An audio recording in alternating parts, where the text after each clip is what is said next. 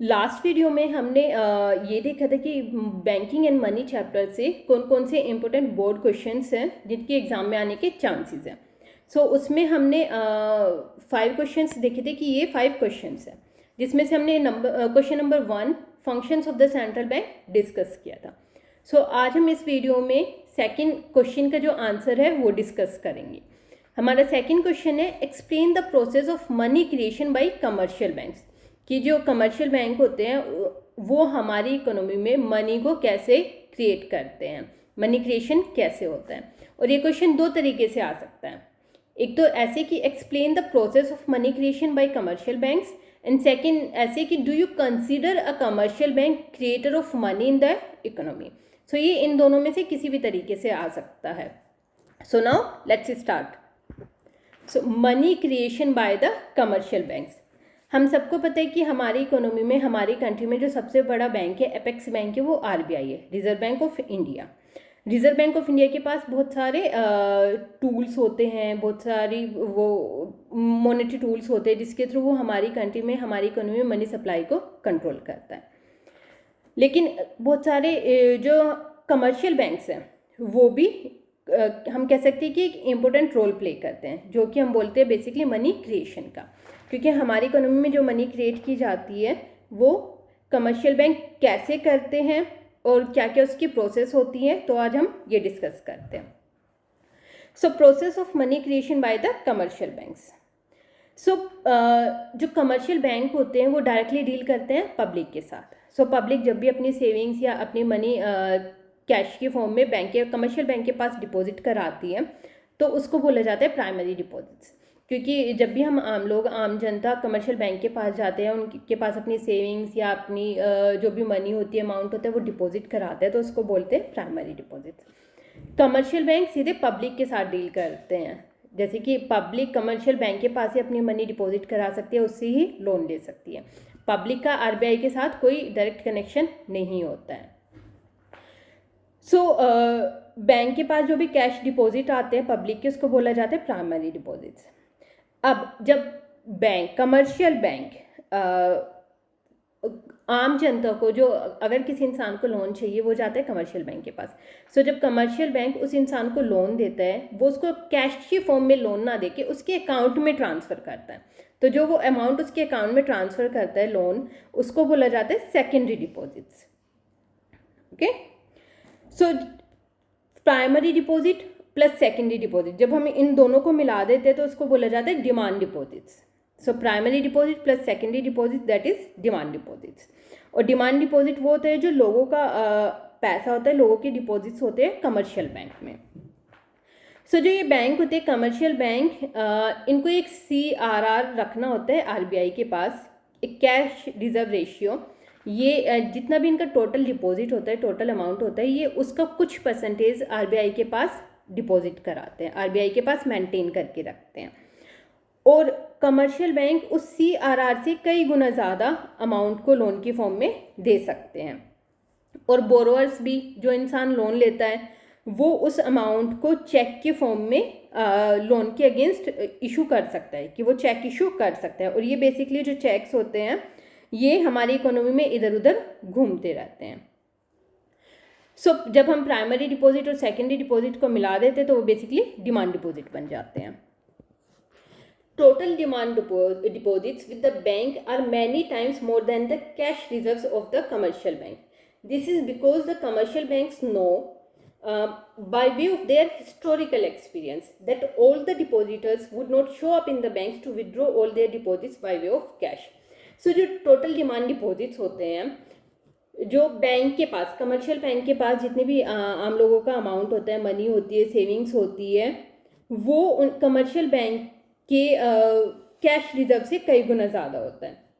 वो इसलिए क्योंकि कमर्शियल बैंक को पता है कि जितना भी ये मेरे पास अमाउंट जमा है, जितने भी लोगों का अमाउंट जमा है, वो कभी भी एक टाइम पर सारा अमाउंट कैश के फॉर्म में निकलवाने नहीं आएंगे।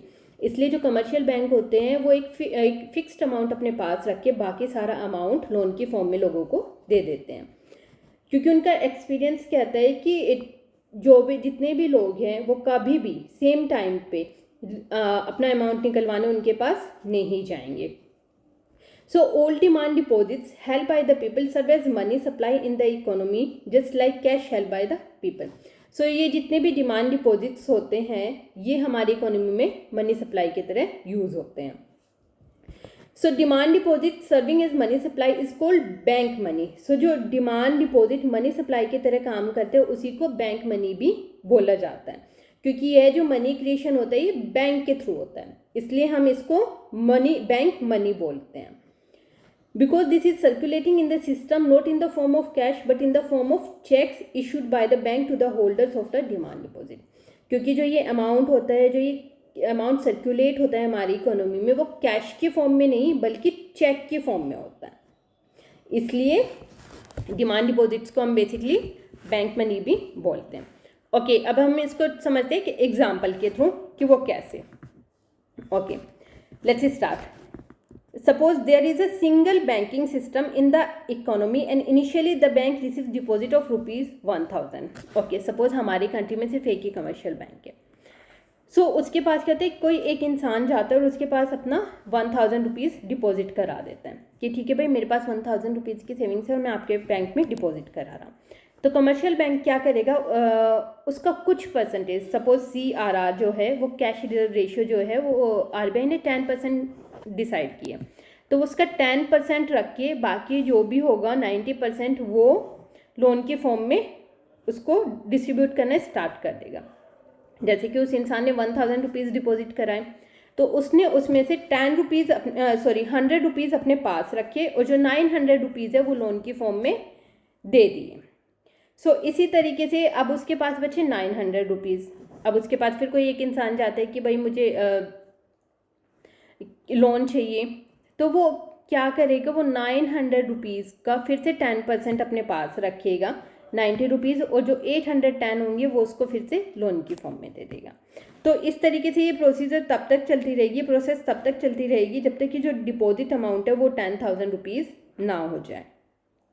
ओके, इसको हम इस तरीके से भी समझ सकते हैं. जैसे एक इंसान है, वो अब किसी भी कमर्शियल बैंक में अपने 1000 रुपीज़ डिपॉजिट कराता है, तो कमर्शियल बैंक क्या करेगा, उसका 10% अपने पास रखेगा 100 रुपीज़ और 900 रुपीज़ किसी दूसरे इंसान को लोन की फॉर्म में दे देगा. अब वो दूसरा इंसान क्या करेगा, वो 900 रुपीज़ उसके पास कैश के फॉर्म में तो जाएंगे नहीं, वो 900 रुपीज़ को कैसे भी यूज़ कर सकता है, जैसे वो पेटीएम के थ्रू, ऑनलाइन ट्रांसफ़र या जैसे भी चाहे वैसे यूज़ कर सकता है चेक के फॉर्म में. तो वो 900 रुपीज़ को जब यूज़ करता है तो यूज़ करने के थ्रू और चाहे वो दूसरे कमर्शियल बैंक में उस 900 रुपीज़ को डिपॉजिट करा देता है. तो अब दूसरे बैंक में 900 डिपॉजिट आ गए. अब दूसरा कमर्शियल बैंक क्या करेगा, उस 900 का 10% अपने पास रखेगा 90 रुपीज़, और जो 810 रुपीज़ होंगे वो किसी तीसरे इंसान को लोन की फॉर्म में दे देगा. अब तीसरा इंसान भी क्या करेगा, उस 810 रुपीज़ को यूज़ करेगा, जैसे कुछ खर्चे करेगा या कुछ अपने जो उसका बैंक है उसमें सेविंग्स के फॉर्म में उसको डिपॉजिट करा देगा. तो इस तरीके से वो फिर से तीसरे कमर्शियल बैंक में या उसी कमर्शियल बैंक में 810 रुपीज़ चले जाएंगे. अब फिर से वो कमर्शियल बैंक 10% अपने पास रखेगा 81 रुपीज़, और जो 729 रुपीज़ होंगे, 729 रुपीज़ होंगे उसको लोन की फॉर्म में दे देगा. तो इस तरीके से जो ये प्रोसेस है ये चलती रहेगी और ये तब तक चलेगी जब तक कि जो टोटल डिपॉजिट्स है वो 10,000 रुपीज़ ना हो जाए और जो लोन है वो 9,000 रुपीज़ ना हो जाए. तो ये प्रोसेस इस तरीके से चलती रहती है. डिमांड डिपॉजिट को हम एक फॉर्मूले के थ्रू भी निकाल सकते हैं, जिसमें हमें CRR का पता होना ज़रूरी है कि हमारा CRR क्या है और कैश रिजर्व्स कितना है, हमारे पास कितना अमाउंट है. So demand deposit is equal to 1/CRR into cash reserves. So in this example जो हमारा CRR है वो 10% है और जो कैश रिजर्व्स है वो हमारे 10,000 है. तो हम कैसे करेंगे, 1000 रुपीज़ है. दैट्स मीन जो हमारा CRR है वो 10% है, जो हमारा कैश रिजर्व्स है दैट्स मीन जो हमारा इनिशियल डिपॉजिट है वो 1000 रुपीज़ है. So 1/10% multiplied by 1000 rupees. So जब हम इसको सॉल्व करेंगे तो ये बन जाएगा is equal to 10,000 rupees. So that's mean जो हमारा इनिशियल अमाउंट है वो 1000 रुपीज़ है और जब तक कि वो बढ़कर 10,000 रुपीज़ ना हो जाए डिपॉजिट्स तब तक ये प्रोसेस चलती रहती है. सो इस तरीके से जो कमर्शियल बैंक होते हैं वो क्रेडिट को क्रिएट करते हैं, क्रेडिट क्रिएशन चलता रहता है। So here is the formula, demand deposit is equal to 1/CRR into cash reserve. So इस तरीके से हम क्रेडिट डिमांड डिपॉजिट्स का जो भी अमाउंट है उसको निकाल सकते हैं। आप इस आंसर को जब भी लिखेंगे तो इसको थोड़ा डिटेल में लिखिएगा और साथ में ये फॉर्मूला भी मेंशन करिएगा, थोड़ा डिटेल हो जाएगा, थोड़ा फॉर्मूला हो जाएगा और एक एग्जांपल भी लिख दीजिएगा। तो इस तरीके से जब आप लिखोगे तो 6 मार्क्स मिलने के पूरे चांसेस हैं। Now third question, what are the instruments of monetary policy of RBI, कि जो आरबीआई है, रिजर्व बैंक ऑफ इंडिया है, वो हमारे कंट्री में, हमारी इकोनॉमी में उसकी मॉनेटरी पॉलिसी क्या क्या है और वो कैसे मनी सप्लाई को कंट्रोल करता है। सो ये क्वेश्चन भी दो तरीके से आ सकता है कि what are the instruments of monetary policy of RBI and how does the central bank of the country control the supply of money in the economy. So let's start. So जो instruments हैं, जो monetary policy के instruments हैं, जो basically RBI के monetary tools है, वो 2 type के हैं। One is quantitative tools and second is qualitative tools. So quantitative tools के अंदर भी 6 टूल्स आते हैं और क्वालिटेटिव टूल्स के अंदर भी 3 टूल्स आते हैं। सो हम इनको 1 बाय 1 डिस्कस करेंगे। Number 1 is quantitative tools. So quantitative tools में जो सबसे पहले आता है वो होता है bank rate. So bank rate is the rate of interest at which the Reserve Bank of India offers loan to the commercial bank to meet their long term needs. So bank rate एक वो rate है जिसपे reserve bank of India commercial bank को उसकी long term की ज़रूरतों के लिए जिस रेट ऑफ इंटरेस्ट पर लोन देता है उसको बोलते हैं bank rate. So that's mean जब भी कमर्शियल बैंक को लोन चाहिए होता है लॉन्ग टर्म के लिए तो वो रिजर्व बैंक ऑफ इंडिया के पास जाता है, तो रिजर्व बैंक ऑफ इंडिया जिस रेट ऑफ इंटरेस्ट पर उसको लोन देता है उसको बोलते हैं बैंक रेट। और बैंक रेट को हम डिस्काउंट रेट और बेस रेट भी कहते हैं। सेकंड इज बैंक रेट में क्या होता है, जब भी बैंक रेट इंक्रीज होती है, सपोज आरबीआई बैंक रेट को इंक्रीज कर देता है तो वो कमर्शियल बैंक को महंगा पड़ता है। तो जैसे बैंक रेट इंक्रीज होती है वैसे ही जो मार्केट रेट होते हैं इंटरेस्ट के या जिस रेट ऑफ इंटरेस्ट पर कमर्शियल बैंक लोन प्रोवाइड कराते हैं वो भी इंक्रीज हो जाता है। इसी तरीके से जब बैंक रेट डिक्रीज होता है तो जो मार्केट रेट होता है, मार्केट रेट ऑफ इंटरेस्ट, वो भी डिक्रीज हो जाता है। सो जो कमर्शियल बैंक भी जो लोन देता है जिस रेट ऑफ इंटरेस्ट पे देता है, बेसिकली वो आरबीआई उससे क्या चार्ज करता है उसके ऊपर भी डिपेंड करता है। Okay, now second is repo rate. Repo rate is the rate of interest at which the reserve bank of India offers loan to the commercial bank to meet their short term needs. So repo rate में क्या होता है, repo rate भी वो rate of interest होती है जिसमें RBI commercial bank को लोन ऑफर करता है बट उनकी शॉर्ट टर्म नीड्स के लिए। जैसे बैंक रेट में लॉन्ग टर्म नीड्स के लिए होता है, लेकिन रेपो रेट में जो होता है वो शॉर्ट टर्म नीड्स के लिए होता है। जब भी कमर्शियल बैंक को शॉर्ट टर्म के लिए एक छोटे से टाइम पीरियड के लिए लोन चाहिए होता है तो वो आरबीआई जिस रेट ऑफ इंटरेस्ट पे उसको लोन प्रोवाइड कराता है उसको बोलते हैं रेपो रेट। रेपो रेट को हम रीपर्चेज रेट भी कहते हैं। रीपर्चेज रेट इसलिए कहते हैं कि जब भी कोई कमर्शियल बैंक आरबीआई से लोन लेता है तो वो बदले में उसके पास अपनी कुछ सिक्योरिटीज़ उसको देता है और कमर्शियल बैंक जब भी चाहे वो अपनी सिक्योरिटीज़ वापस परचेज भी कर सकते हैं, यानी उनको रीपर्चेज भी कर सकता है, तो इसलिए इसको रीपर्चेज रेट भी कहते हैं। Number third is reverse repo rate. Reverse repo rate is the rate of interest at which Reserve bank of India borrows money from commercial bank for a short period. So यहाँ पर क्या होता है, जब भी आरबीआई को loan चाहिए होता है या मनी बोरो करनी होती है कमर्शियल बैंक से शॉर्ट पीरियड के लिए, जब भी आरबीआई को शॉर्ट पीरियड के लिए थोड़े टाइम के लिए कमर्शियल बैंक से मनी बोरो करनी है, सो वो जिस रेट ऑफ इंटरेस्ट पर मनी बोरो करता है उसको बोलते हैं रिवर्स रेपो रेट। या ऐसे भी कह सकते हैं कि जब भी कमर्शियल बैंक को अपनी एक्स्ट्रा मनी आरबीआई के पास डिपॉजिट करानी होती है और वो जिस आरबीआई के पास डिपॉजिट करानी है एक्स्ट्रा इंटरेस्ट अर्न करने के लिए कि उनको इंटरेस्ट मिल जाएगा, तो वो जिस रेट ऑफ इंटरेस्ट पे उनके पास डिपॉजिट कराते हैं आरबीआई के पास उसको बोला जाता है reverse repo rate. Reverse repo rate को हम रिवर्स रीपर्चेज रेट भी कहते हैं सेम। अब यहाँ पर ये देखना है कि रिवर्स रेपो रेट जो होती है, आरबीआई जो भी रिवर्स रेपो रेट डिसाइड करता है कि हाँ भाई इतनी % रिवर्स रेपो रेट है। अगर रिवर्स रेपो रेट कम होती है, सपोज बहुत कम है, तो कमर्शियल बैंक क्या करेंगे, कमर्शियल बैंक अपनी जो एक्स्ट्रा मनी है, अपने जो एक्स्ट्रा डिपॉजिट्स हैं वो आरबीआई के पास डिपॉजिट नहीं कराएंगे, क्योंकि रिवर्स रेपो रेट कम है तो उनको रेट ऑफ इंटरेस्ट भी कम मिलेगा, दैट्स मीन उनको बेनिफिट नहीं होगा उतना। तो वो क्या करेंगे, वो हम अपना अमाउंट पब्लिक को लोन देना शुरू कर देंगे, अपने अमाउंट को पब्लिक को लोन के फॉर्म में देना शुरू कर देंगे और प्रॉफिट अर्न करना शुरू कर देंगे। तो इस तरीके से हमारी इकोनॉमी में मनी सप्लाई बढ़ती जाएगी। लेकिन अब आरबीआई क्या करेगा कि आरबीआई को लगता है कि अरे मनी सप्लाई तो बहुत ज़्यादा इंक्रीज़ हो गई है, तो वो क्या करेगा, वो रिवर्स रेपो रेट को इंक्रीज़ कर देगा। जब रिवर्स रेपो रेट इंक्रीज़ हो जाएगी तो कमर्शियल बैंक जो अपनी एक्स्ट्रा डिपॉजिट्स है उसको आरबीआई के पास जमा करा देंगे। तो जब वो आरबीआई के पास ज़्यादा डिपॉजिट करा देंगे एक्स्ट्रा प्रॉफिट अर्न करने के चक्कर में, तो उनके पास लोन देने के लिए कम मनी रहेगी, और जो वो कम लोन देंगे पब्लिक को तो पब्लिक के पास पैसा नहीं आएगा। तो इस तरीके से इकोनॉमी में मनी सप्लाई कम हो जाएगी। तो आरबीआई रिवर्स रेपो रेट के थ्रू मनी सप्लाई को कंट्रोल करता है इकोनॉमी में।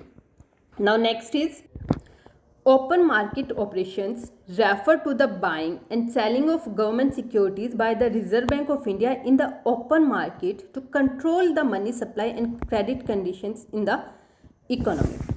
So इसमें क्या होता है, जब भी आरबीआई जो होता है, रिजर्व बैंक ऑफ इंडिया, जब भी वो गवर्नमेंट सिक्योरिटीज़ को एक ओपन मार्केट में खरीदता या बेचता है तो उसको बोलते हैं हम ओपन मार्केट ऑपरेशंस। सो इसमें क्या होता है, जो आरबीआई होता है वो गवर्नमेंट सिक्योरिटीज़ को ओपन मार्केट में या तो खरीदेगा या बेचेगा, जिससे कि मनी सप्लाई को कंट्रोल किया जा सके हमारी इकोनॉमी में।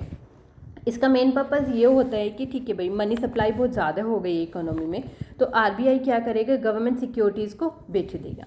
तो जब गवर्नमेंट सिक्योरिटीज़ को कोई भी खरीदेगा, सपोज कोई कमर्शियल बैंक ने गवर्नमेंट सिक्योरिटीज़ खरीद ली, तो जब कमर्शियल बैंक गवर्नमेंट सिक्योरिटीज़ खरीद लेगा तो वो उसके पास पैसों की कमी हो जाएगी, क्योंकि पैसों उसके आरबीआई के पास चले जाएंगे। तो इस तरीके से जो मार्केट में लिक्विडिटी है वो कम हो जाएगी। इसी तरीके से जब आरबीआई को लगता है कि ठीक है भाई मनी सप्लाई कम हो गई, तो आरबीआई क्या करेगा, जो गवर्नमेंट सिक्योरिटीज़ है उनको खरीदना शुरू कर देगा। अब गवर्नमेंट सिक्योरिटीज़ को आरबीआई खरीदना शुरू कर देगा। तो जब आरबीआई गवर्नमेंट सिक्योरिटीज़ को खरीदेगा तो वो क्या करेगा, जो लिक्विडिटी है वो इकोनॉमी में चली जाएगी। तो इस तरीके से जो आरबीआई है वो इन्फ्लेशन और डिफ्लेशन को कंट्रोल करता है। Inflation is corrected by selling the securities, क्योंकि जब सिक्योरिटीज़ को बेचेगा तो इन्फ्लेशन ठीक होगी, क्योंकि लिक्विडिटी उसके पास आ जाएगी, इकोनॉमी से लिक्विडिटी कम हो जाएगी। और जब उसको डिफ्लेशन को कंट्रोल करना होगा तो वो सिक्योरिटीज़ को बाय करना शुरू कर देगा, जिससे कि जो इकोनॉमी में लिक्विडिटी रिलीज़ हो जाएगी। तो वो इस तरीके से हमारी इकोनॉमी में लिक्विडिटी को कंट्रोल करता है। Now next is CRR, cash reserve ratio is the minimum percentage of a bank's total deposit with that commercial bank are required to keep with the reserve bank of India in the form of cash. So basically जो CRR है, cash reserve ratio, एक minimum percentage होता है जो भी commercial bank की total deposits हैं उसका एक मिनिमम परसेंटेज होता है जो कमर्शियल बैंक को रिजर्व बैंक ऑफ इंडिया के पास कैश की फॉर्म में रखना होता है। और बैंक इस मनी को लैंडिंग और इन्वेस्टमेंट के लिए यूज़ नहीं कर सकते हैं। दैट्स मीन बैंक इस मनी को लोन की फॉर्म में भी नहीं दे सकते और कहीं इन्वेस्टमेंट भी नहीं कर सकते इसका। सो बेसिकली जो अभी CRR है, हम कह सकते हैं लेट 2025 या अर्ली 2026 में जो CRR है वो 3 to 4% है। CRR जो है वो आरबीआई के थ्रू फिक्स्ड की जाती है और ये time to time money supply के अकॉर्डिंग चेंज होती रहती है। जब भी मनी सप्लाई को इंक्रीज़ करना होता है इकोनॉमी में तो CRR को कम कर देते हैं, और जब भी मनी सप्लाई को डिक्रीज़ करना होता है तो CRR को बढ़ा देते हैं। Now next is SLR, statutory liquidity ratio, is the minimum percentage of a bank's total deposit that commercial banks are required to maintain in the form of liquid asset such as cash, gold or approved government securities. So SLR क्या होता है, commercial bank को अपने total deposit का एक minimum percentage अपने पास maintain करना होता है, किसकी फॉर्म में, लिक्विड एसेट की फॉर्म में, जैसे कि कैश, गोल्ड या कोई भी अप्रूव्ड गवर्नमेंट सिक्योरिटीज़, इसकी फॉर्म में उसको अपने पास मेंटेन करना होता है। सो जो CRR है वो आरबीआई के पास डिपॉजिट करानी होती है, लेकिन जो SLR है वो कमर्शियल बैंक अपने पास मेंटेन करके रखते हैं। सो जो करंट SLR है वो 18% है, ये भी according to late 2025 and early 2026।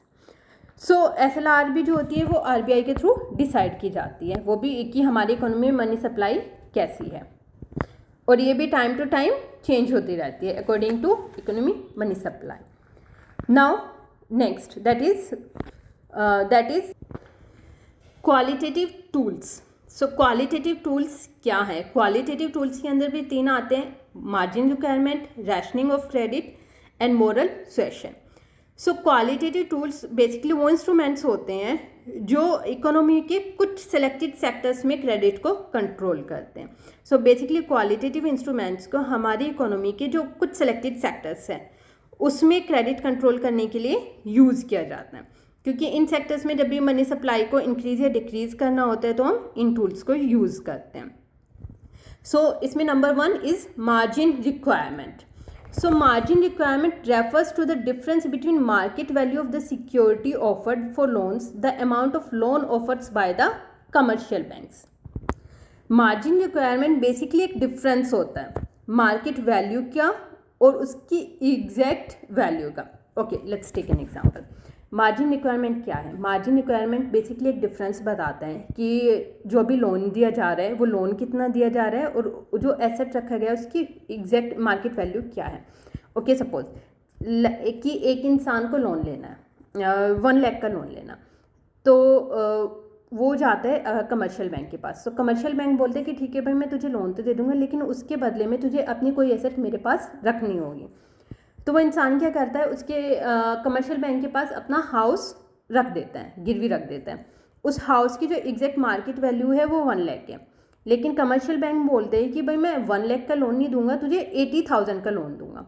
तो जो ये 20,000 है, जो ये अमाउंट है, जो ये डिफरेंस है, इसको बोलते हैं मार्जिन रिक्वायरमेंट।